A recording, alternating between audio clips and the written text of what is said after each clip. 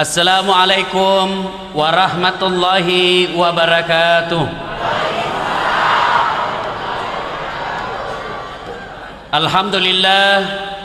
Alhamdulillahi rabbil alamin. Wabihi nasta'inu ala umurid dunya waddin. Ashadu an la ilaha illallah wa ashadu anna muhammadan abduhu wa rasuluh. Allahumma salli ala sayyidina Muhammad wa ala alihi wa sahbihi ajma'in. Amma ba'd. Ma'asyiral muslimin muslimat, Bapak Ibu saudara-saudara sekalian, teristimewa alim ulama yang insya Allah dimuliakan dan dirahmati oleh Allah Subhanahu wa ta'ala. Kurang lebih 1430 tahun yang lalu lahirlah seorang manusia pilihan yang dibesarkan tanpa pernah melihat wajah bapaknya, dibelai kasih sayang ibunya 6 tahun saja, bahkan dihina dan dimaki oleh sekampungnya sendiri, dan puncak penganiayaan terhadap beliau oleh sekampung dan sesukunya ketika diusir dari tanah kelahirannya. Tapi alhamdulillah, tanpa memasang baleho di jalanan, berhasil menjadi pemimpin yang kepemimpinannya bukan hanya diakui oleh umatnya, tapi juga diakui oleh mereka yang tidak menjadi umatnya. Siapa gerangan manusia pilihan ini? Tak lain adalah baginda kita, junjungan kita, Rasulullah Muhammad sallallahu alaihi wasallam, yang pada malam hari ini kita peringati maulidnya, kita peringati hari kelahirannya, meskipun agak terlambat sedikit. Dek nama agak terlambat, yang penting ipigaui. Bapak Ibu yang saya muliakan, apa sesungguhnya yang ingin kita bawa pulang dari perayaan maulid ini? Ibu-ibu agar romelo tatiwi lisu pole maulu. Telur madocul, madodon culenya. Tadi malam main telur, sekarang mau telur lagi. Telur terus. Tentu bukan sekedar telur. Saya alhamdulillah sudah 6 provinsi saya lakukan maulid, dan 37 kabupaten kota yang saya datangi, dan semuanya itu apa tulisannya? Dengan hikmah maulid kita meneladani Nabi dalam kehidupan sehari-hari.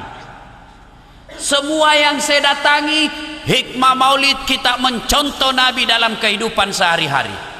Masalahnya kemudian adalah bagaimana kita mau mencontoh Nabi kalau sejarahnya kita tidak tahu? Bagaimana kita mau meneladani Nabi kalau sisi kehidupan Nabi kita tidak paham? Ada ibu-ibu ditanya sama anaknya, "Mak, tanggal berapa lahirnya Nabi, Mak?" Apa Nabi bilang mamanya? "Iseng kode, kenapa saya kau tanya dongo? Apa gunamu masih sekolah?" Karena dia juga dongo. Dia balik tanya bapaknya, "Pak, kenapa tahun lahirnya Nabi disebut tahun gajah?" Apa Nabi bilang bapaknya? "Karena bukan tahun kambing goblok." Karena dia juga goblok. Giliran ditanya, "Kenapa Dewi Persik bercerai? Kenapa Syekh Puji diperiksa sama polisi?" Wah, ini semana roh. Padahal bukan itu urusan kita. Dulu Riolo Romai, kita anak-anak cepat sekali tahu sejarah Nabi. Kenapa? Orang tua tak memang nak tahu sejarahnya Nabi. Nah, Nabi tak komandre pada ye. Nak kau tindroi Nabi tak seperti ini. Kenapa? Ibunya memang tahu sejarah Nabi. Saya masih ingat waktu saya kecil dulu di kampung, Ibu. Mama saya meskipun SD tidak khatam, tapi tepat sekali nak kasih tahu sejarah Nabi kepada anaknya. Dengan cara apa? Lagu. Ada lagunya mamaku di kampung begini. Pada zaman dahulu kala, pada zaman jahiliyah, ku dengar ki, zaman jahiliyah, teriak kak, kenapa zaman jahiliyah mak? Nah lanjut si lagunya. Lahirlah seorang rasul yang terakhir dan mulia. Ku tanya, Siapa namanya mak? Itu nabi terakhir. Nah lanjut lagi lagunya. Nabi Muhammad namanya. Ibunya siapa mak? Siti Aminah ibunya. Bapaknya siapa? Abdullah nama ayahnya. Di mana tinggal? Pindrang atau Sidrap? Madinah tempat tinggalnya. Terus kenapa Mima? Setelah dewasa diangkat menjadi rasul. Siapa yang angkat? Pak Imam atau ketua RT? Oleh Allah yang kuasa. Allah itu siapa mak? Pencipta alam semesta. Bagusnya lagunya orang dulu di rogaga sikulana. Dari lagu itu kita tahu siapa nabi terakhir, apa tugasnya, di mana tinggal, siapa ibunya, siapa bapaknya. Bahkan dalam lagu itu kita tahu akidah. Siapa itu Allah? Pencipta alam semesta. Itu lagunya orang dulu. Sekarang lagunya ibu-ibu gaul apa? Pulang suaminya apa lagunya? Lai lai lai lai lai lai, panggil aku si Jablay. Abang jarang pulang, aku jarang dibelai. Nah sambung anaknya, pulang-pulangku berbadan dua, lama tampili sudah cilaka. Iya kan? Nah ibu bapak yang saya muliakan, pada maulid kali ini saya tidak bercerita panjang lebar tentang sejarah Nabi dari A sampai Z. Kenapa? Di samping karena keterbatasan waktu, juga karena keterbatasan ilmu yang saya miliki. Saya coba-coba mengangkat kisah sisi kehidupan Nabi. Kisah pertama. Si di waktu Pak Nabi tak kalolomopi, lagi jalan-jalan di seputar Mekah. Beliau lagi jalan, tiba-tiba tertiup angin rohnya, tersingkap rohnya, karena dulu Pak belum ada namanya celana panjang, apalagi celana botol. Oh, nggak ada pi. Tahu ki namanya celana botol Pak? Katuma cipilada. Cipi. Sampai-sampai mahasiswaku kupanggil dek sini dulu, bagaimana caramu kasih masuk itu celanamu? Nah bilang dek kampung anda bapak. Iya bagaimana caranya? Nah bilang ini Pak dikasih kantong plastik. Mulai sekalinya besok mau kau berak tidak dapat kau kantong plastik, nu joli kini alemu dongo. Nabi lagi jalan, tiba-tiba tertiup angin rohnya, kelihatan betisnya. Bagaimana reaksinya Nabi kelihatan betisnya?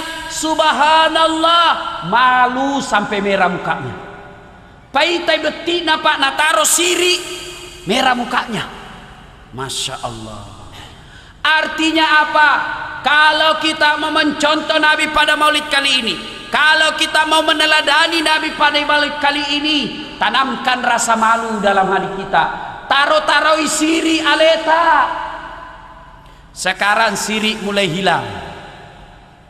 Dulu kalau ada anak gadis hamil di luar nikah, diusir sama bapaknya, masuk ke kampungnya, upaka siri ki, tinggalkan kampung ini. Itu dulu. Sekarang hamil 5 bulan pesta besar-besar, dia mengundang haji, ikut mengundang ustaz. Baru 3 bulan sudah pengantin, mimana nih? Nabi bilang orang, kenapa cepat sekali melahirkan anak? Tak apa, Nabi bilang bapaknya, iya silaku. Desi senagaga siri. Kalau kita mau mencontoh Nabi pada maulid kali ini, masiri-siri ki mapigau salah.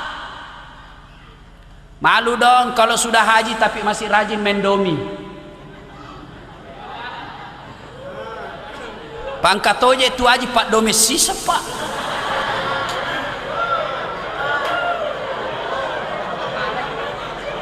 Malam pengantin, malam mapaci, lomba domi. Begitu diumumkan juara 1 Haji Bedu pasangan Haji Baco. Haji pakala bak domeng. Haji kajili-jili. La ilaha illallah. Sadar-sadar saiki Haji. Kenapa banyak ketawa? Banyak Haji Pak Domen di sini. Haji cilaka.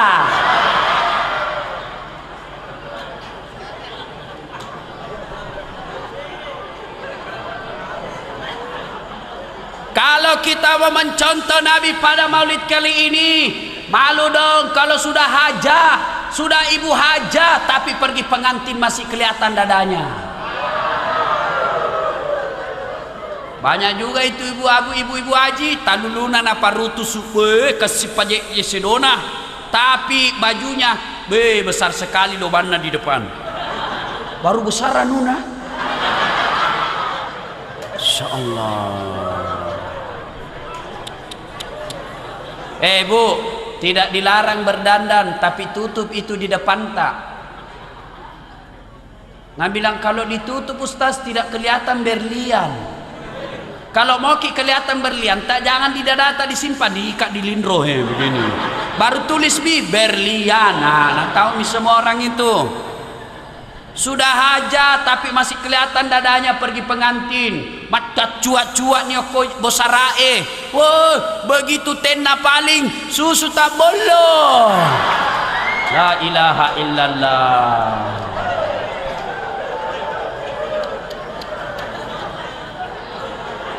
Malu dong kalau sudah ibu hajah pakaiannya seperti itu.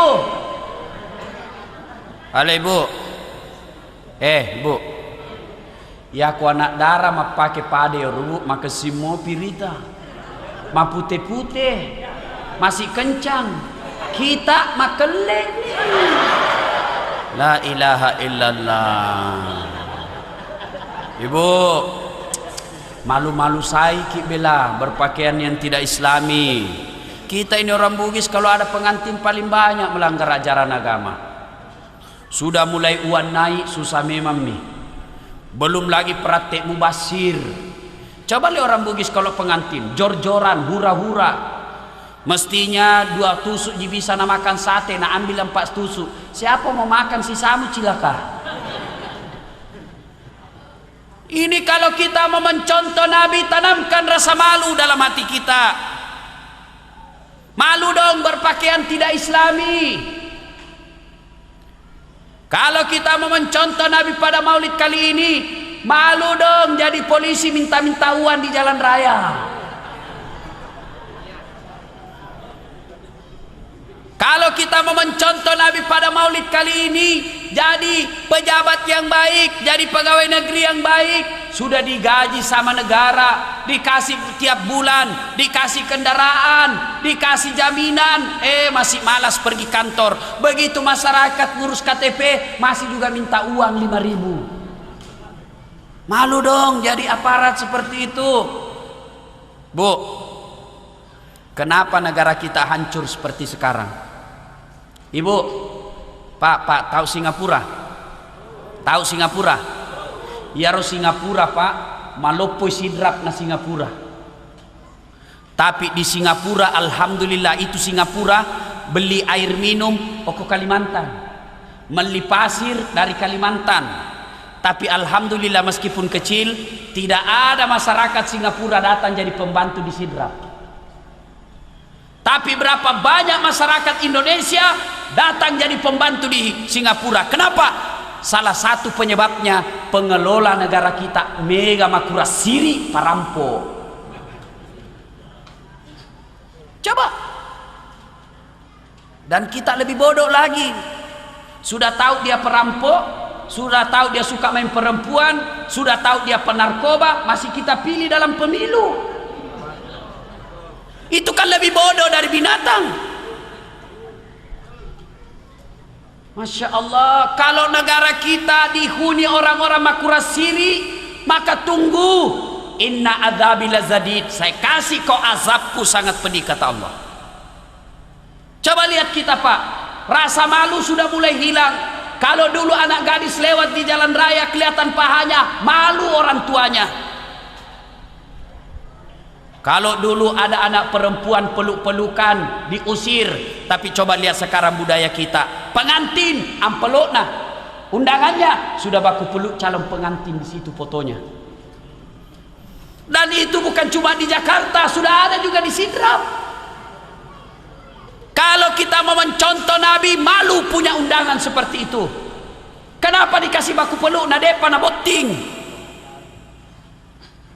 Banyak misalnya begitu. Itu ajaran orang kafir. Kenapa mesti kasih baku peluk anak tadi foto lalu dikasih lihat di semua undangan? Bikin malu. Dan anehnya bapaknya haji. Kalau kita mau mencontoh Nabi pada maulid kali ini, tanamkan rasa malu. Bu, kenal Nabi Yusuf? Kenal? Kenal di mana, Ki?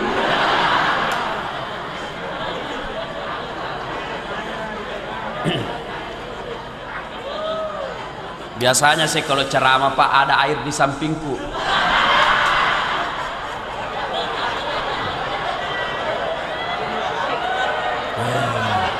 Masa tosi Ustaz mau begini ya? Kasih gelas. Masa Ustaz mau begini? Pemabuk itu. Jangan ketawa kalau Ustaz minta air, kita itu enak duduk-duduk ketawa. Saya ini tadi baru turun dari mobil, belum bernapas baik-baik langsung naik ceramah. Bawa mobil sendiri lagi ke sini. Nanti harus pulang karena besok jam 7:30 harus ke Kendari. Saya selama bulan Maulid ini, Bu, mulai tanggal 2 saya tinggalkan Makassar. Ke Kalimantan, ke Irian, Sulawesi Tenggara, Sulawesi Tengah, Jawa Timur. Tadi malam saya di Sopeng, 3 acara saya di sana. Balik tadi pagi 3 acara. Saya langsung ke sini. Belum sempat istirahat, belum makan malah. Tapi alhamdulillah begitu saya masuk, senang perasaan saya. Weh, banyak yang tunggu Ustaz. Meskipun ada ku dengar tadi Nabi bilang, ih mana anakmu apa balik?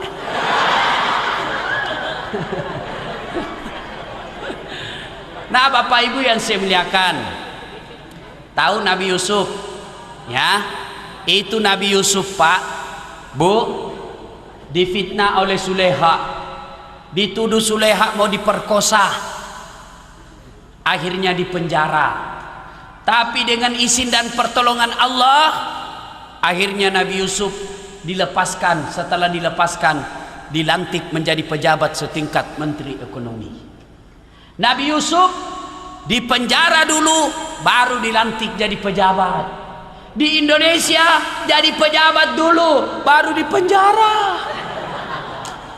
Kenapa begitu? Makura siri. Dan demi Allah, Pak, kalau manusia makura sirinya, maka manusia lebih hina dari binatang. Saya tegaskan sekali-kali, kalau manusia gagas sirina, maka manusia itu lebih hina dari kolok-kolok, lebih hina dari binatang. Adik-adik, tahu kambing? Tahu kambing? Bembe. Iya ro bembe, Pak.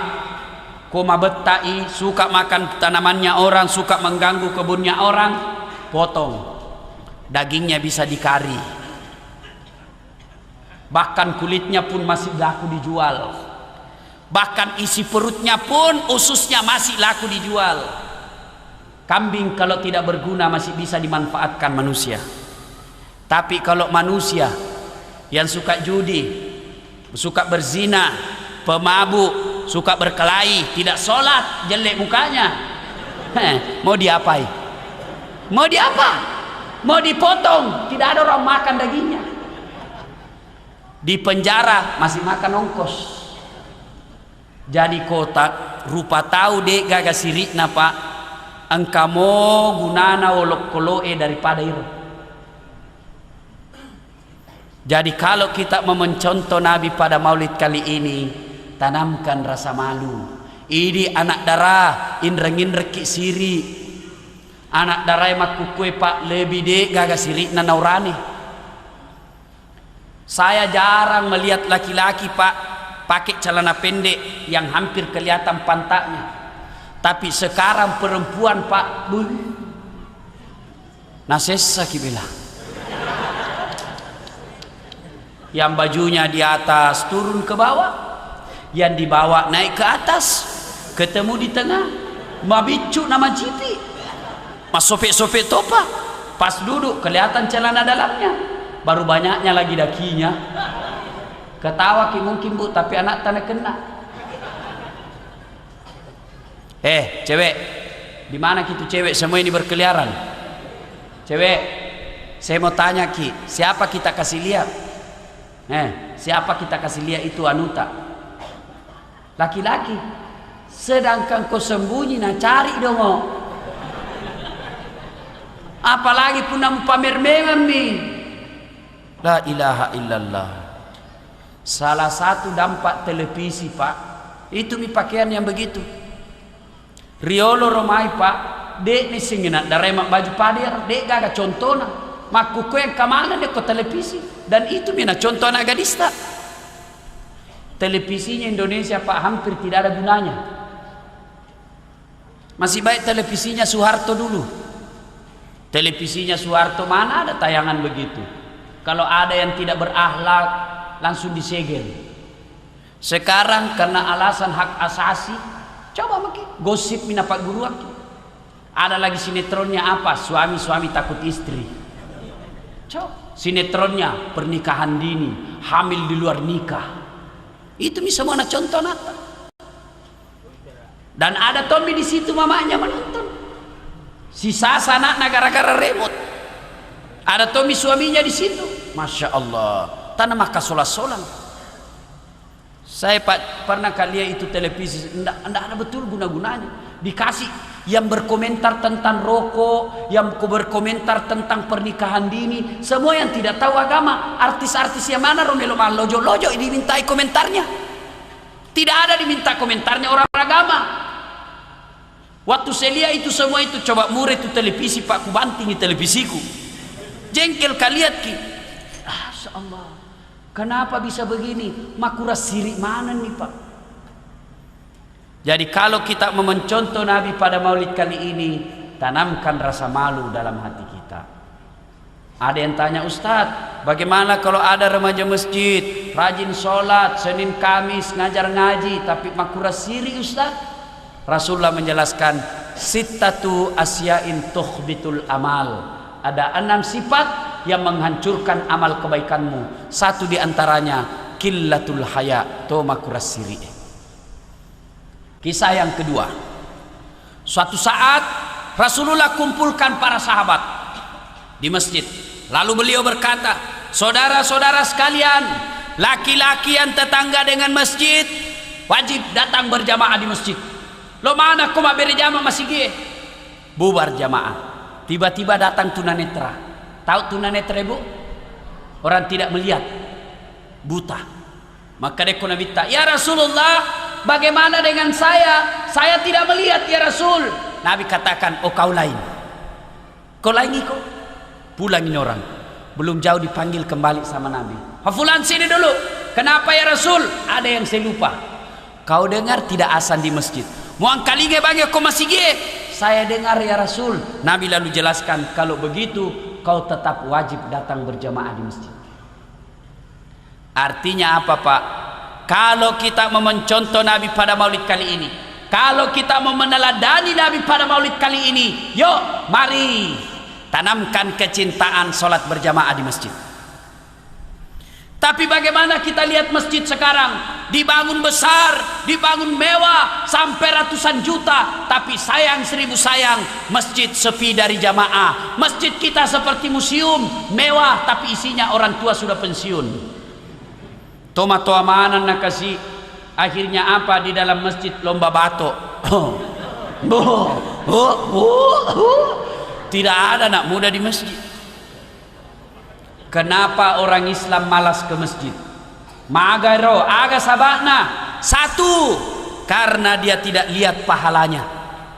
Benenge Pak, irite apalanne romak bere jamaah Pak, penuh ini masjid.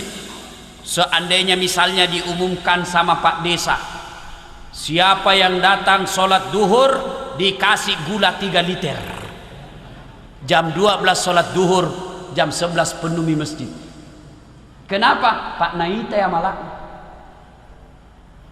Yang kedua, kenapa orang Islam malas datang berjamaah ke masjid? Karena dia tidak tahu pahala dan keutamaan sholat berjamaah. Bu, mau tahu keutamaan sholat berjamaah? Mau tahu keistimewaan berjamaah? Satu, kata Nabi menjelaskan, Barang siapa yang wudhu lalu ke masjid sholat berjamaah, melangkah kaki kanan catat 1 pahala, melangkah kaki kiri gugur dosa kecilnya. Coba. Jadi kalau bola tak Pak 200 meter dari masjid, PP 200 meter. Melangkah kaki kanan di pahala, melangkah kaki kiri hapus dosa kecilnya. Subhanallah. Bagaimana kalau naik motor Ustaz, rodana dihitung? Bagaimana kalau naik mobil? Alhamdulillah apa rodana kali apa? Apalagi keutamaan berjamaah. Seluruh materi yang kita lewati, aspal, pagar, tembok, dinding, tumbuhan, binatang, semua nanti jadi saksi dan akan berkata di hadapan di akhirat kelak, ya Allah, jangan kau masukkan dia neraka, masukkan dia surga. Saya saksinya tanggal 12 April dia datang berjamaah di masjid. Itulah sebabnya, salah satu sebab setiap kita sholat di masjid 2 rakaat pindah, 2 rakaat pindah lagi, 2 rakaat pindah lagi. Supaya apa? Tambah banyak saksi di akhirat kelak. Yang ketiga, keutamaan sholat berjamaah. Seluruh air ataupun debu yang melekat dalam diri kita, misalnya toh bosi naloki masigie, marica wajutta, itu nanti yang akan melindungi kita agar tidak disentuh oleh api neraka. Yang penting jangan salah paham Pak. Selesai dengar begini mau ke masjid, nah tunggu hujan keras. Begitu hujan keras, nah buka payungnya jalan. Itu namanya dompala. Dongo. Coba. Itulah sebabnya juga Nabi mengajarkan, kalau kau ke masjid usahakan lain jalanmu waktu pergi, lain pula jalanmu waktu pulang. Supaya apa? Tambah banyak saksi di akhirat kelak. Jangan juga salah paham. Selesai dengar begini, dia mau ke masjid, dia ke lapangan dulu. Mutar baru ke pasar, baru ke masjid. Selesai ini berjamaah. Bukan itu yang dimaksud. Apalagi keutamaan berjamaah, ini yang paling populer. Lipat 27 kali. Artinya si semima berjamaah ko masigie akke 20 pitu pi masam pajak ko boleh napa pada palanna. Apalagi kalau bapak sikat gigi dulu, lipat 70 kemuliaan. Apalagi kalau bapak pakai serban, lipat 70 kemuliaan. Jadi tania serba bawah tu belo-belo, ya aku mas serbaki ake 70 pide nama serban napa pada pas serbangi.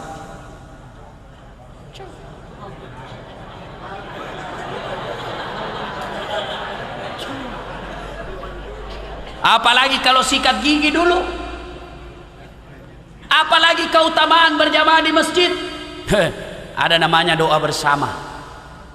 Barangkali kalau di rumah salah-salah doa tak, tidak tahu ki berdoa, kita mau minta hujan, ternyata yang kita baca bahasa Arab minta jodoh. Barangkali kalau di rumah kita berdoa banyak sekali dosa sehingga susah sampai doanya. Tapi di masjid ada alim ulama, ada fakir miskin, ada anak yatim piatu, ada janda-janda tua yang teraniaya, berdoa bersama dalam masjid. Gara-gara orang kekasih Allah inilah sehingga semua doa dalam masjid dikabulkan. Itulah sebabnya selalu saya anjurkan, kalau kita berdoa jadi imam, tolong baca doa kasih keras-keras sedikit. Karena kadangkala ada imam tidak didengar apa yang minta, kita di belakang asal amin saja. Amin, amin. Apa kau minta Ces? Kasih dengar ki. Siapa tahu yang jadi imam seperti ustaz yang tidak ada istrinya. Jadi kalau ini ustaz tidak ada istrinya Bu, jadi kalau ada ibu-ibu mau punya menantu ustaz, ketik Rex spasi das atlatif. Minta yang jadi imam tidak ada istrinya, dia minta kepada Allah, ya Allah berikanlah kami jodoh.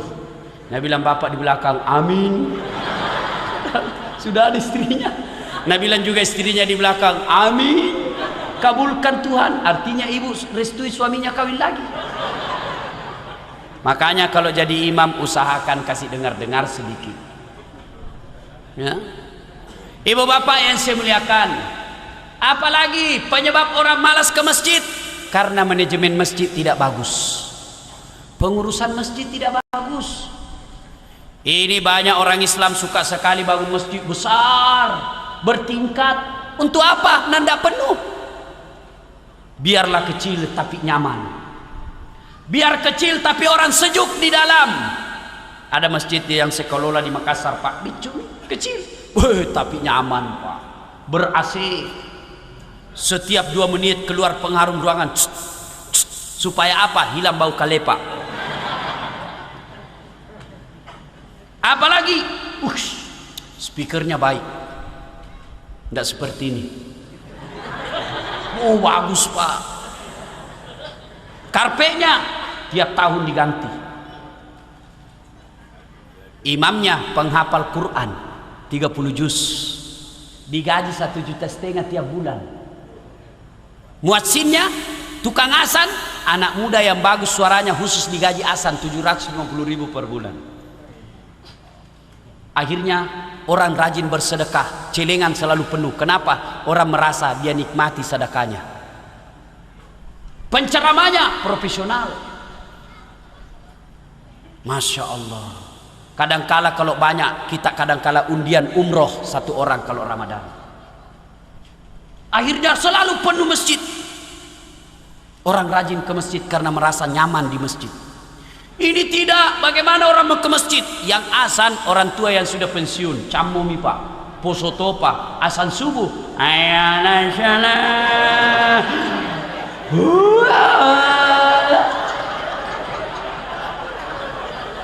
Tambah lari anak muda. Panas. Mapelatoni, Pak. Karpetnya 7 Muharram tidak pernah diganti. Begitu orang sujud sangin tecicak sama pasir didapat. Saya biasa kalau ada karpet begini biasa saya malas, Pak, karena saya alergi debu.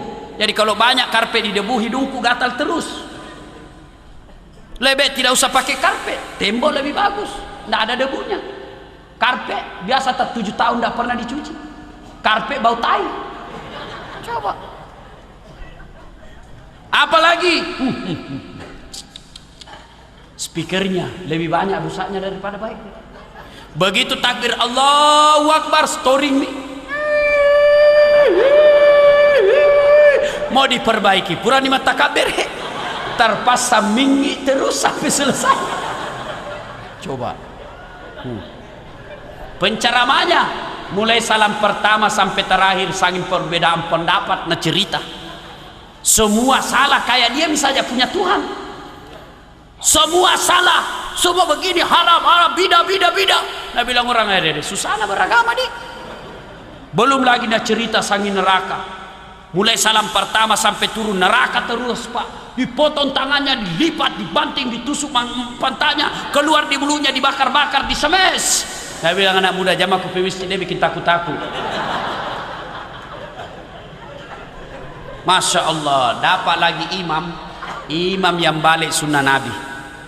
Maka dia Nabi tak ku mencaji imam ku poncoki bacamu. Woi sekali na mencaji imam, na patoni na palampeki, Pak. Apa na baca? Surah Al-Maidah ayat 7 sampai 25. La ilaha illallah. Ada anak muda baru tobat, Pak, belajar ke masjid sholat subuh. Pulang dari masjid saya bilang, anak muda enak sembahyang di masjid. Dia bilang, apa enak Ustaz? Ampun, Mak. Kenapa? Nak bilang itu tadi imamnya sembahyang subuh surah Yasin nak bagi 2. Malam pelade, Pak. Itulah imam, Pak. Sebelum angkat takbir disunahkan mak kita lumon rikiolo. Salat jami rahimakumullah. Mau dilihat pasukan tak? Kalau selepel-lepel ustaz semua ya kasih panjang-panjang karena ustaz-ustaz. Tapi kalau ada anak muda kodong baru masuk masjid, ada musafir yang perjalanan jauh sehingga sholat kita baca yang panjang-panjang, yakin Pak itu musafir tidak mau singgah lagi di masjid. Dede ajam aku di situ panjang sekali bacanya. Kalau Nabi jadi imam baca yang pendek. Kalau sholat sendiri salat sunnah baru beliau panjang. Coba Masjid Haram Masjid Nabawi, Pak. Coba Masjid Haram Masjid Nabawi. Itu peringkas-ringkas kalau sholat 5 waktu. Kecuali kalau Ramadan taraweh panjang-panjang. Kenapa? Karena imamnya sadar bahwa lebih banyak orang Arab jadi makmum. Coba. Yang kedua kata Nabi, kalau kau jadi imam, bacalah yang umumnya orang hafal. Ya Romega kenapa lah jamaah? Kenapa? Satu, supaya jamaah bisa ikut dan khusyuk dalam bacaannya. Coba kalau imam baca kul huwallah Pak, biar anak-anak ikut juga toh. Kenapa? Nah apalah ini. Begitu Pak Imam membaca surah Al-Maidah, dia khusyuk dengan bacaannya, kita khusyuk dengan hayalan. Waladhdallin, amin. Dia makin. Kenapa mau ikut? Tidak dihafal. Terpaksa menghayal. Tadi uangku 50.000, beli pulsa 20.000, beli rokok 10.000. Mana ini 20.000-nya? Allahu Akbar, belum pindah dapat. Sami Allahu liman hamidah, masih nak cari. Begitu assalamualaikum warahmatullahi. Oh, di bawah bantal ku simpan. Siapa salah? Imam. Yang kedua, tujuannya dianjurkan membaca yang umumnya orang hafal, supaya begitu salah imam ada yang bisa luruskan. Coba kalau imam salah, yang dia baca surah yang susah, begitu salah, siapa yang bantu? Ya letak. Ada ini cerita Pak, wallahu alam benar atau tidak. Jadi imam Pak kepala kurang anak sekolah, pesantren, lisui, nah bilang orang di kampung, iko yolo nak, melo irita palam. Nah baca nih Pak surat malam begitu dalam perjalanan tiba-tiba ada jatuh cicak dekat kepalanya, tak silengi Pak. Namanya orang kaget, stres hilang hafalan. Nah coba ingat, tidak nak ingat juga sambungannya. Nah ingat tidak bisa, terpaksa suasana hening, diam semua orang. Ini imam pusing, terpaksa nak bilang ini imam, tolong bantu di belakang. Nah bila yang di belakang saya juga tidak tahu. Tiba-tiba ada berteriak di belakang, nah bilang kalau begitu ya sudah mi Allahu Akbar. Siapa salah? Imam. Ya, makanya tidak sembarang orang bisa jadi imam Pak. Termasuk imam di DPRD dan DPR pusat. Sudah makin memilih DPR dan DPRD. Demi Allah, 3 menit jaki barangkali 4 menit jaki saja mencoblos. Tapi apa yang kita pilih Pak dipertanggungjawabkan sampai di akhirat. Demi Allah, Nabi menjelaskan, barang siapa memilih pemimpin padahal dia tahu ada yang lebih layak dari dia, maka sesungguhnya dia telah mengkhianati Allah, Rasul dan umat Islam. Jadi kalau ada kita pilih A padahal si B lebih baik dan kita tahu si B lebih baik, tapi kita pilih A karena uang, karena sepupu, karena sekampung, di akhirat nanti masih sakit.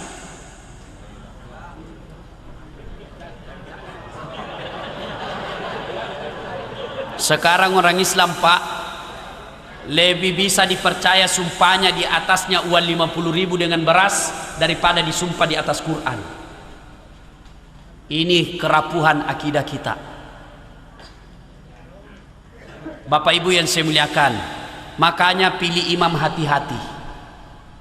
Kalau jadi jamaah siapa saja bisa jadi jamaah. Mulai dari orang pintar sampai orang bodoh boleh jadi jamaah. Mulai orang sadar sampai orang gila boleh dari jamaah. Mulai dari orang balik sampai anak-anak boleh jadi jamaah. Tapi imam hati-hati, tidak boleh sembarang.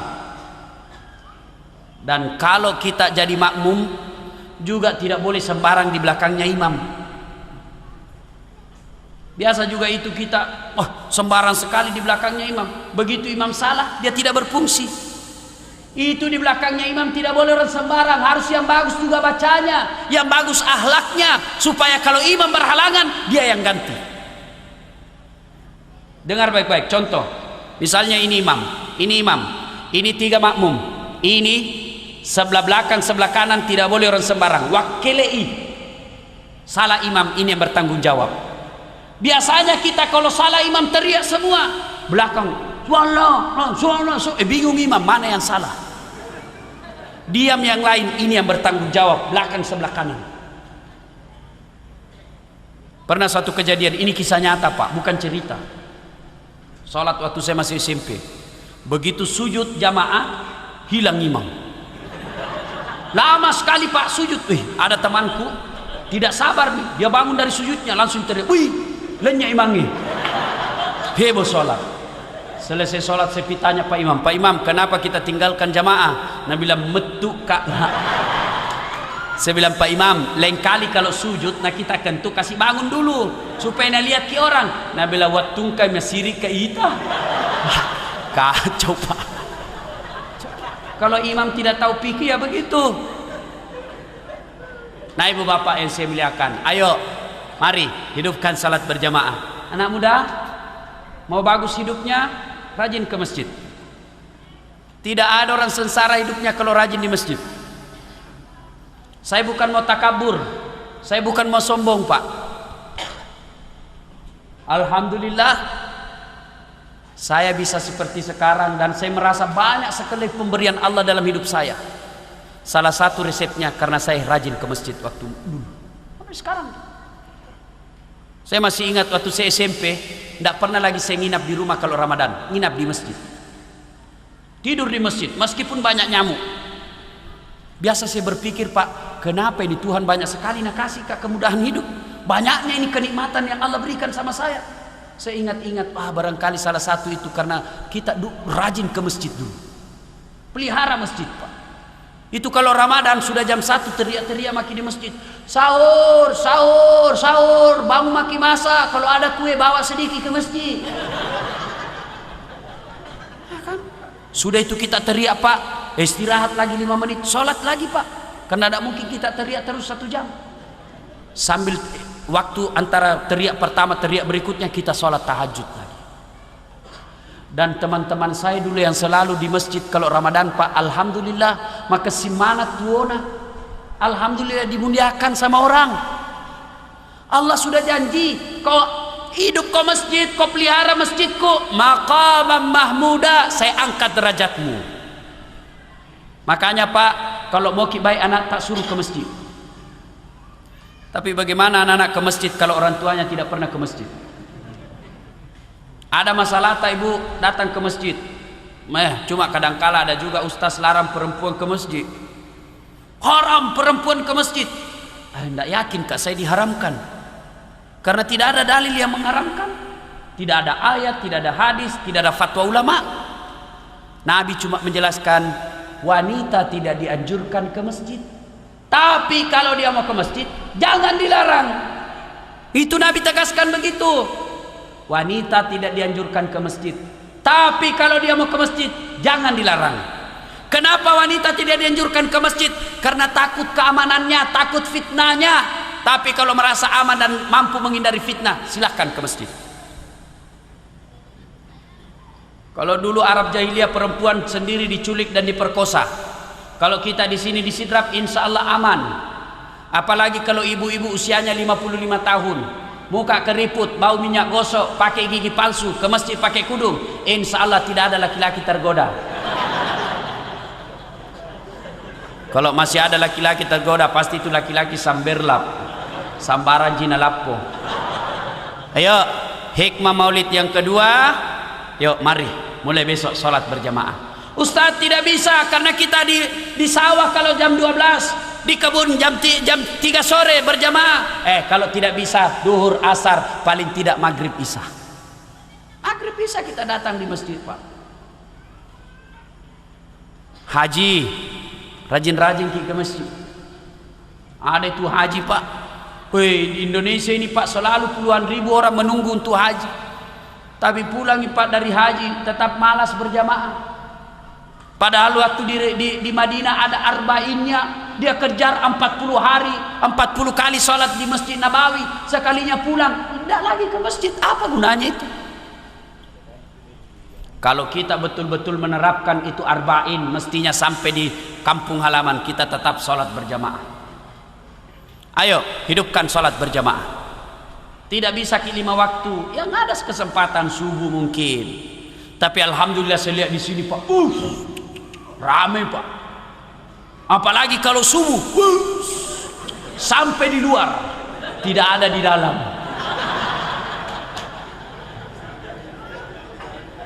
Ya, kisah berikutnya. Rasulullah sallallahu alaihi wasallam pernah sholat tengah malam. Lalu bangun istri beliau Aisyah, mendapati suaminya lagi sholat sunnah. Aisyah tunggui, karena lamanya Nabi sholat sunnah, tertidur kembali Aisyah. Matin rosi memang. Bangun lagi kedua kalinya, Nabi masih sholat. Ketiga kalinya Aisyah bangun, baru Nabi selesai sholat. Selesai sholat, Nabi didatangi oleh istri beliau Aisyah. Ya Rasulullah, Anda ini kan Nabi, betul. Anda ini kan kekasih Allah, betul. Anda ini kan tidak punya dosa, cocok nih. Kenapa? Begini maksudku, kata Aisyah. Kalau sembahyang ki yang biasa-biasa sajalah, jangan terlalu banyak, yang biasa-biasa nih. Apa kata Nabi? Aisyah, apakah tidak bagus kalau saya diberi gelar abdan sakura, hamba yang pandai bersyukur? Subhanallah Pak. Nabi Pak, dek gak dosana, dicintai Allah, dijamin pasti masuk surga, tapi salat-salat sunnahnya luar biasa. Artinya apa? Kalau kita mencintai Nabi pada maulid kali ini, kalau kita mau mencontoh Nabi pada maulid kali ini, yuk hidupkan salat-salat sunnah. Salat sunnah apa? Mulai yang gampang-gampang. Salat duha. Ibu, salat duha. Tiada hari tanpa salat duha. Bagaimana caranya salat duha, Ustaz? Sama salat sunnah yang lain, bedanya niat dan waktunya.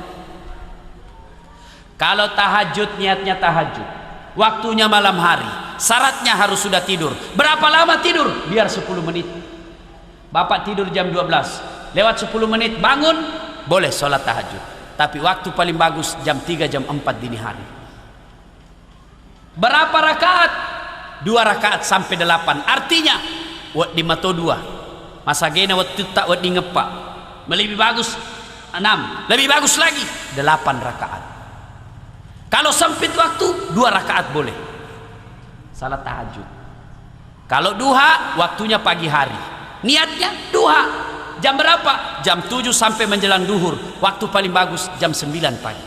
Berapa rakaat? 2 rakaat boleh, 4 rakaat boleh, 6 rakaat boleh, maksimal 8 rakaat. Apa keutamaan salat duha? Apa keistimewaan salat duha? Allah membukakan pintu keutamaan dunia pada hari kita salat.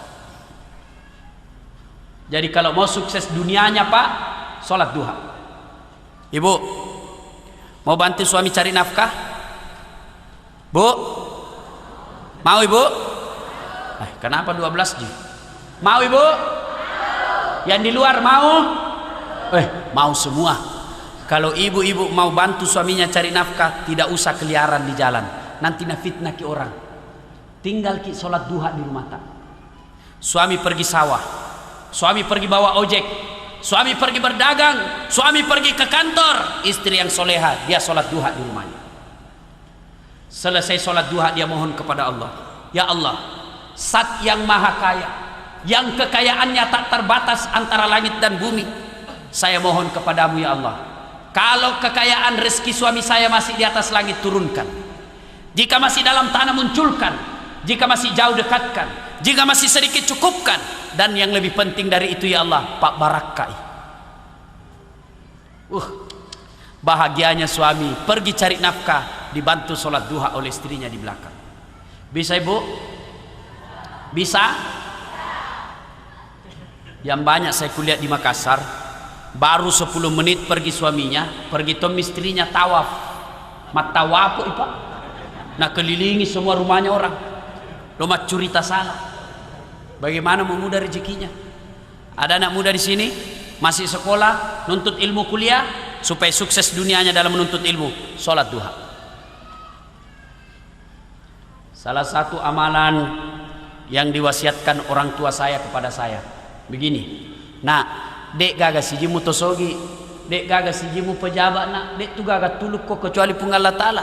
Bagaimana caranya Pak? Jangan kau tinggalkan sholat duha 1 hari itu, karena di situ kunci kesuksesan dunia pada hari itu, sholat duha. Makanya saya tamat SMP mengadu nasib ke Makassar, SMA mulai saya terapkan sholat duha.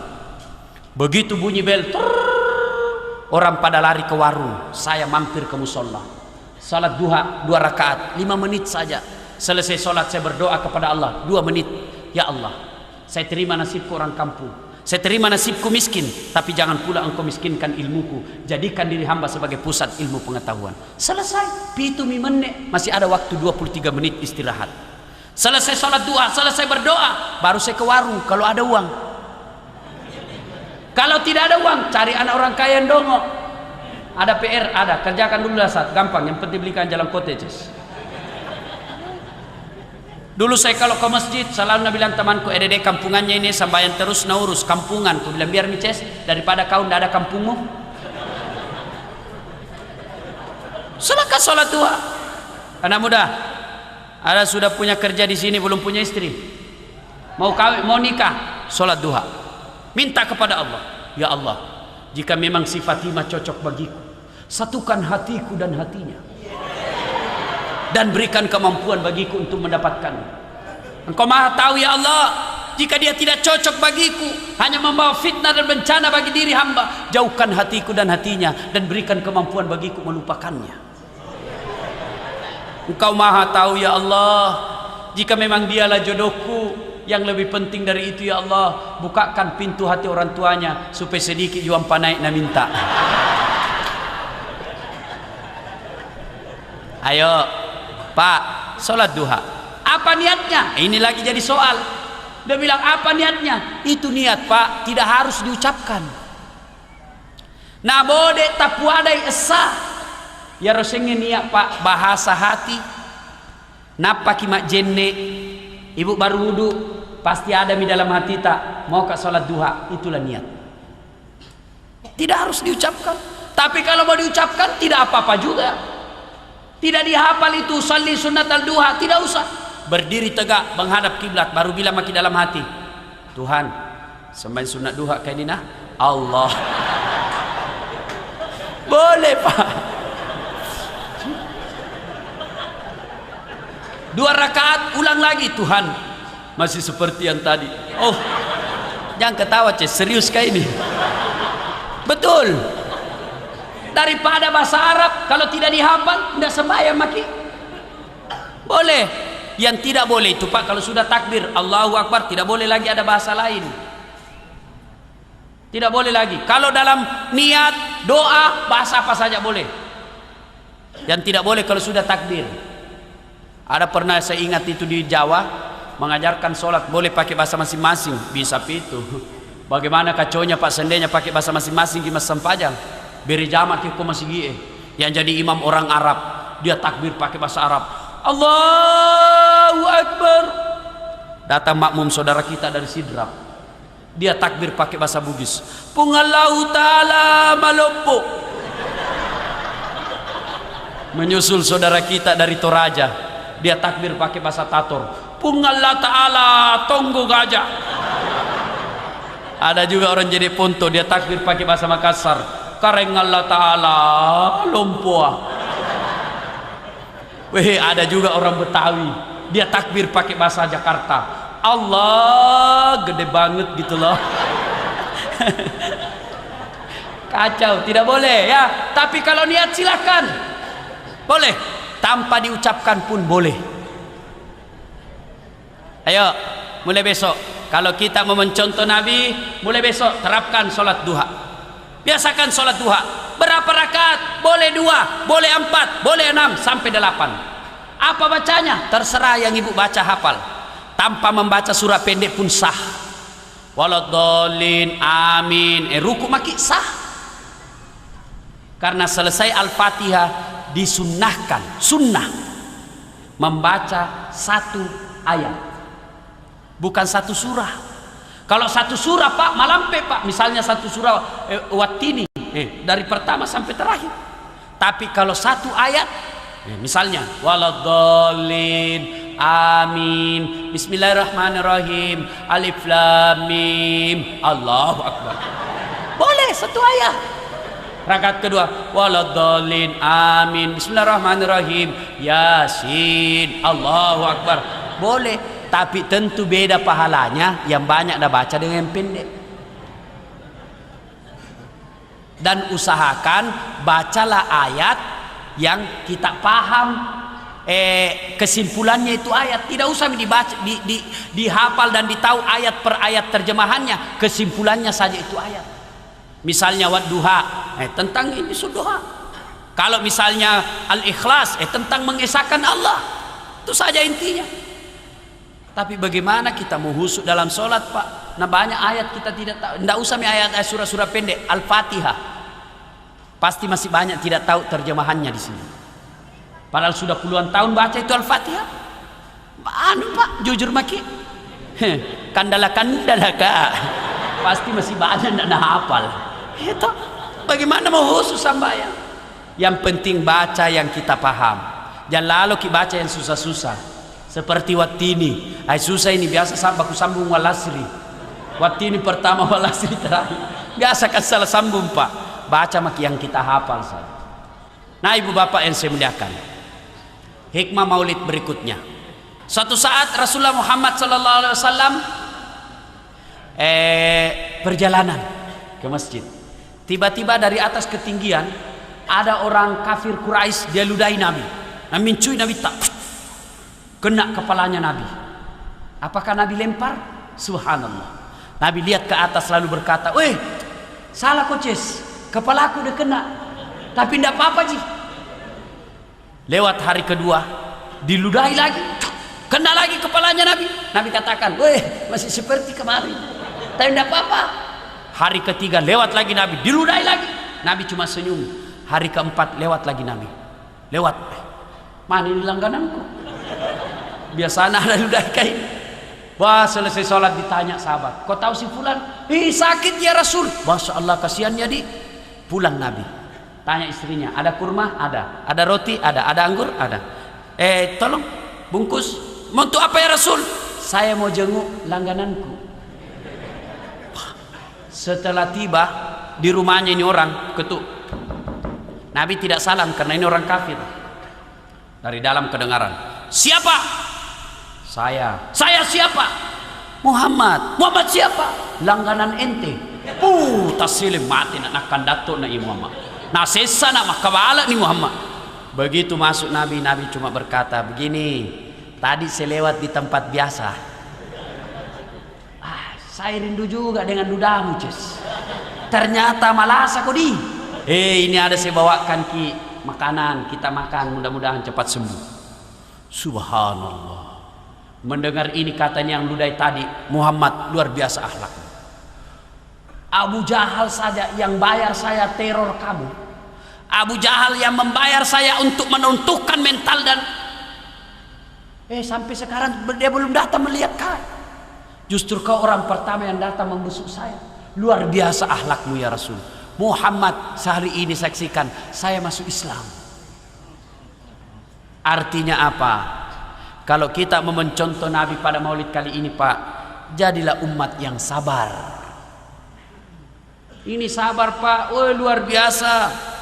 Fabasyiris sabirin, gembirakanlah orang-orang yang sabar. Dan orang yang sabar bersama dengan Allah.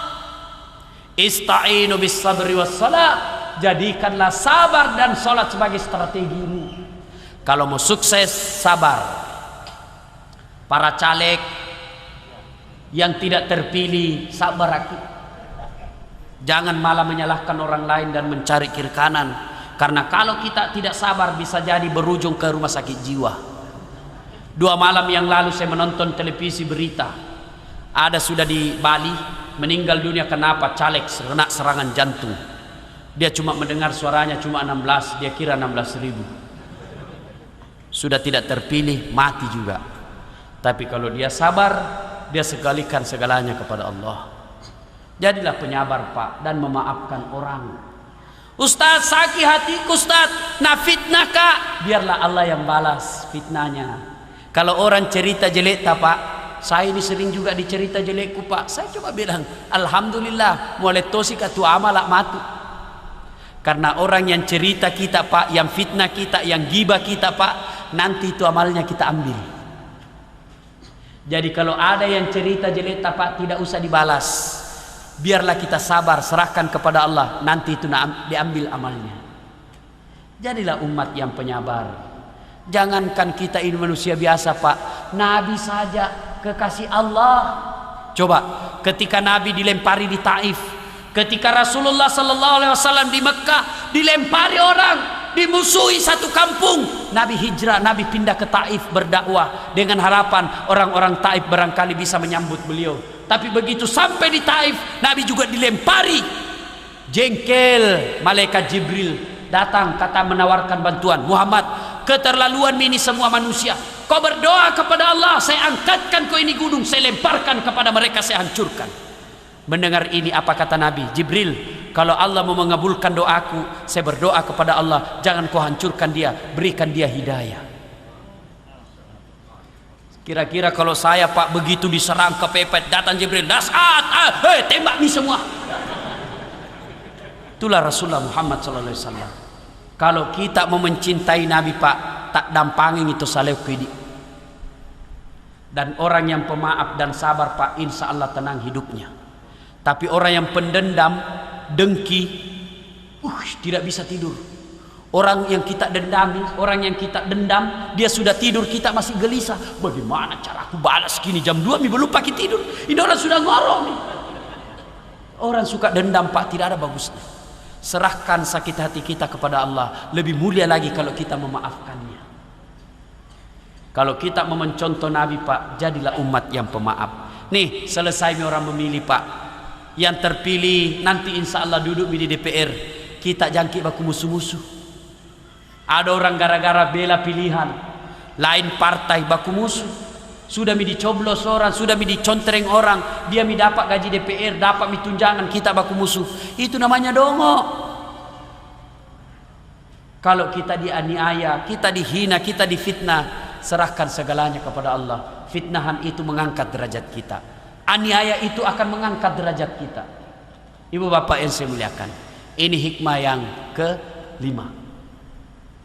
Berikutnya, kalau kita betul mencintai Rasulullah, ya ayyuhalladzina amanu sallu alaihi wa sallimu taslima. Banyak-banyaklah bersalawat kepada Rasulullah. Bahkan Rasulullah menjelaskan, barang siapa yang bersalawat kepadaku, maka Allah akan melapangkan hidupnya. Ibu-ibu gunda gulana, cemas, ada masalah dalam rumah tangga, bersalawat kepada Rasul. Allah ya Nabi salam alaika, ya Rasul salam alaika, ya Habib salam alaika, salawatullah alaika. Saya majelis taklimku di Makassar Bu, kalau nak dengar kak salawat dia langsung otomatis nak sambut itu salawatku. Di sini kulihat diam-diam. Yuk siapa yang tidak ikut salawat, saya doakan suaminya kawin lagi. Ayo salawat kepada Rasul. Allah ya Nabi salam alaika, ya Rasul salam alaika, ya Habib salam alaika, salawatullah alaika. Ibu, kalau ada yang tanya kadangkala sama saya, Ustadz, kenapa doaku sampai sekarang tidak dikabulkan Allah? Kenapa yang saya minta tidak dikasih Allah? Salah satu penyebabnya karena kita berdoa tidak bersalawat kepada Rasul.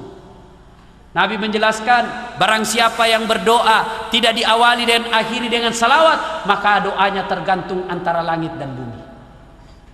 Kita tahu di salawat toh?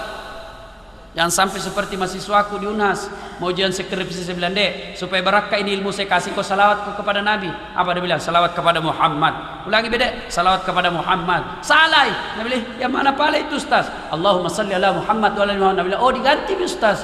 Bukan diganti, kau yang dongo. Mana salawat diganti? Banyak bersalawat Pak. Nabi juga menjelaskan, sepelit-pelit umatku di antara kalian adalah yang dia dengar namaku dia tidak bersalawat kepadaku. Ayo ibu, ada masalah salawat. Saya masih ingat orang tua kita dulu naik rumah baru barasanji. Ada anaknya lahir barasanji. Menrek dan lekna mak barasanji sih. Kenapa? Dalam barasanji banyak salawat. Tapi sekarang ada bid'ah, neraka. Mauku saya toh yang tidak mau barasanji jangan maki. Yang mau silakan, jangan saling menyalahkan. Selesai, tidak ada persoalan, tidak susah. Daripada sekarang diganti Pak, naik rumah baru elektron, menrek si anak-anak elektron, candolen-dolen. Bagaimana mau berkah? Kalau yang tidak mau barasanji silakan, jangan larang yang mau. Yang mau jangan suruh yang tidak mau, yang tidak bertengkar begitu. Dalam barasanji kan ada, saya masih ingat waktu kecil dulu. Kalau berdiri mi imam dia bilang sallallahu ala Muhammad sallallahu alaihi wasallam, berarti kami itu pembagian songkol. Bukan? Silakan bersalawat kepada Rasulullah. Apa salahnya kita baca itu barasanji? Dalam barasanji itu kan sejarah kehidupan Nabi. Yang penting jangki berkeyakinan bahwa kalau tidak barasanji tidak naik rezeki kita. Kalau orang mau barasanji membaca sejarah-sejarah hidup lalu diterjemahkan, apa salahnya? Anak-anak diperdengarkan barasanji dengan menerjemahkan, akhirnya mereka tahu bahwa oh Rasulullah begini dan sebagainya. Ya, ibu bapak yang saya muliakan, coba mulai besok diterapkan perbanyak salawat. Ibu dalam rumah tangga perbanyak salawat, sambil cuci piring salawat. Salatullah salamullah. Nah dengar suaminya juga lagi duduk-duduk nonton, lanjut ala toha rasulillah. Nah dengar anaknya lagi kerja PR, nah sambung salatullah salamullah ala yasin habibillah. Nah dengar tetangganya di sebelah, teriak tetangganya semua salatullah salamullah ala toha rasulillah. Salatullah salamullah ala yasin habibillah. Ini saja tausiah kita, mudah-mudahan ada manfaat. Kenapa ibu? Terus menghina. Nah kira kan tukang parkir. Terus tas ini bu. Capek bu, betul capek betul kak. Sebentar saya harus pulang, bawa mobil sendiri. Ya, tadi sebenarnya ngantuk sekali saya, tapi karena ya kewajiban sebagai mubalik ya harus datang ke sini. Terima kasih kepada panitia yang telah mengundang saya di tempat ini. Mungkin dalam berkomunikasi ada kesalahpahaman, saya mohon dimaafkan. Ya, jika ada kata dan kalimat yang salah, itu datangnya dari pribadi yang berbicara. Jangan salahkan Islam, tetapi silakan salahkan pribadi yang berbicara. Jika ada kata dan kalimat yang benar, itu datangnya dari Allah Subhanahu wa taala yang secara sangat-sangat kebetulan melalui mulut pribadi sang pembicara. Karenanya tidak penting dan tidak perlu menghargai sang pembicara, tapi hargailah kebenaran yang disampaikan. Sebelum kita akhiri, mari kita berdoa kepada Allah Subhanahu wa taala. Kita awali dengan mengirimkan suratul Fatihah kepada Rasulullah Muhammad SAW. Mohon izin ibu-ibu jangan berdiri dulu. Kita berdoa kepada Allah. Mohon keikhlasannya membaca suratul Fatihah, khasiat dan keutamaannya kita ikhlaskan untuk Ustadz Das'ad. Mudah-mudahan diberikan kekuatan lahir dan batin, kesehatan dan keselamatan lahir dan batin sampai kembali ke Makassar nanti. Ila hadratin Nabi Mustafa Muhammad sallallahu alaihi wasallam, summa hususil Das'ad Latif. Al-Fatihah. Bismillahirrahmanirrahim. Iyyaka na'budu wa iyyaka nasta'in. Shiratal ladzina an'amta 'alaihim ghairil maghdubi 'alaihim. Amin. A'udzu billahi minasyaitonir rajim. Bismillahirrahmanirrahim. Allahumma shalli ala sayidina Muhammad wa ala ali Muhammad. Alhamdulillahi rabbil alamin, arrahmanir rahim, maliki yaumiddin. Iyyaka na'budu wa iyyaka nasta'in. Allahumma ghfir lil mu'minina wal mu'minat wal muslimina wal muslimat al ahya'i minhum wal amwat innaka sami'un qaribun mujibud da'wat wa qadiyal hajat. Allahumma inna nas'aluka salamatan fid din, salamatan fid dunya wal akhirat, wa afiatan fil jasadi, wa siyadatan fil ilmi, wa barakatan fil rizqi, wa taubatan qablal maut, wa rahmatan indal maut, wa maghfiratan ba'dal maut. Allahumma hawwin alaina fi sakaratil maut. Allahumma hawwin alaina fi sakaratil maut. Allahumma hawwin alaina fi sakaratil maut. Allahumma hawwin alaina fi sakaratil maut. Allahumma hawwin alaina fi sakaratil maut. Allahumma hawwin alaina fi sakaratil maut. Allahumma hawwin alaina fi sakaratil maut wa najatan minan nari wal afwa indal hisab. Rabbana la tusik qulubana ba'da idh hadaitana wa hab lana min ladunka rahmah innaka antal wahhab. Rabbana la tusik qulubana ba'da idh hadaitana wa hab lana min ladunka rahmah innaka antal wahhab. Ya Allah, ya Rabbi, ya Karim, yang Maha membalas, balaslah segala kebaikan orang-orang yang telah mewakafkan waktu, ilmu dan hartanya untuk acara ini. Balaslah bagi mereka yang telah mewakafkan waktu, harta dan ilmunya untuk acara ini ya Allah. muliakan dirinya ya Allah, angkat harkat dan martabatnya, jadikanlah keluarga yang soleh dan soleha, tambahkan rezekinya ya Allah, dan jika kelak menghadap kepadamu, hadapkanlah dalam iman dan Islam. Ya Allah yang maha pemaaf, maafkanlah kami jika kami dalam berlebih-lebihan dalam acara ini ya Allah, jika kami melaksanakannya dalam keadaan berlebih-lebihan ya Allah, maafkanlah kami ya Allah. Lalu sampaikanlah cinta kami kepada Rasulullah Muhammad sallallahu alaihi wasallam, jadikanlah kami sebagai pengikut umat Rasulullah Muhammad sallallahu alaihi wasallam yang pandai berterima kasih kepada pemimpinnya ya Allah. Ya Rahman ya Sal Jalali wal Ikram, kami hanya bisa berdoa dan memohon, di tanganmu jualah yang mengabulkan doa kami, karenanya dengarkan dan kabulkan doa kami. Rabbana innana sami'na munadi yunadi lil iman an aminu bi rahmatika ya arhamar rahimin. Allahumma ridaka wal jannah wa na'udzubika min sahatika wan nar. Allahumma ridaka wal jannah wa na'udzubika min sahatika wan nar. Allahumma rabbana atina fid dunya hasanah wa fil akhirati hasanah wa qina adzaban nar. Subhana rabbika rabbil izzati amma yasifun wa salamun alal mursalin walhamdulillahi rabbil alamin. Terima kasih, lebih dan kurangnya mohon dimaafkan. Nun wal kalam ya masturun billahi fi sabilil haq. Summa assalamu alaikum warahmatullahi wabarakatuh.